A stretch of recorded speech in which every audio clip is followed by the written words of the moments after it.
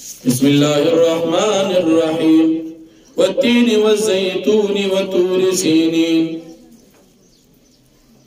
سورة التين مکی سورت تی.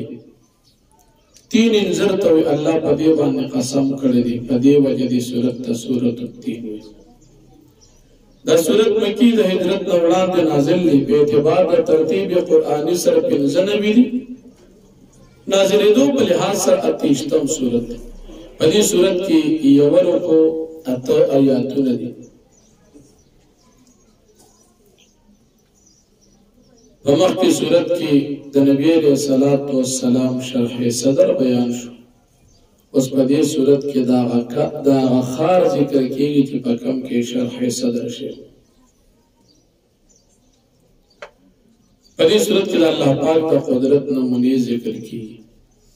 قدرت نمونا تین دی، انذر، زیتون دی، طور سینین، طور سینا. دا قرآن کریم کی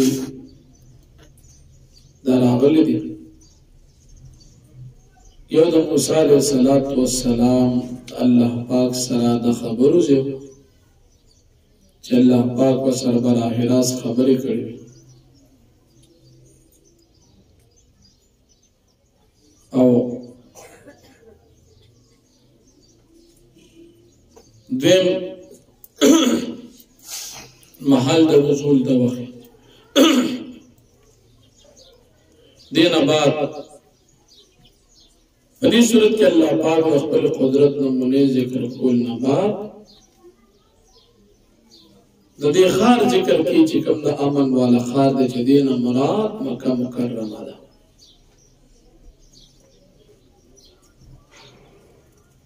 دا انسان پیدائش ذکر کی دے انسان پر پیدائش کی واپسی ذکر کی چی دین مراد ارزل العمر دی. البتہ دا نیکان خلق ارزل العمر بنی او دا صورت آخر کی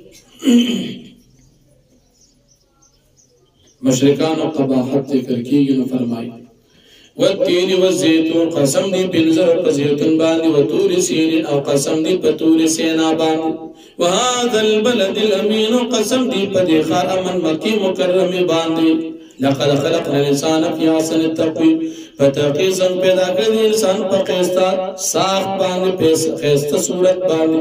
ثم رددنا اسفل سافلین بیا بمن دی واپس کو کمزور حالتا اسفل سافلین خکتا حالتا. إلا الذين آمنوا وعملوا الصالحات مگر کسان چې ایمان او عمل کړي د نیکه پر عمل غیر ممنون ندی د پاره بدلی وین قطمینن کی.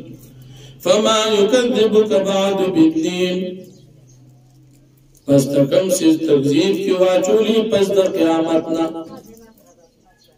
یعنی د قیامت مبارکی کم سیز تکذیب کی واچولی چې قیامت نمنی تاثر کم دلیل دی چی دا قیامت نتب انکار باندی مجبور شد.